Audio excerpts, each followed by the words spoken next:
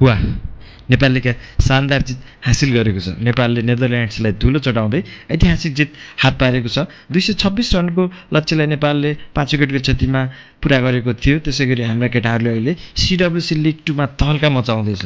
तपाईँको घडीमा आरिफ द आइसम्यान सेटले 79 बलमा 78 रनको गेम चेन्जिङ इनिङ खेलेका थिए। त्यसै गरी कप्तान रोहित पौडेलले 27 रन बनाउँदा 55 रनको पार्टनरसिप गरे।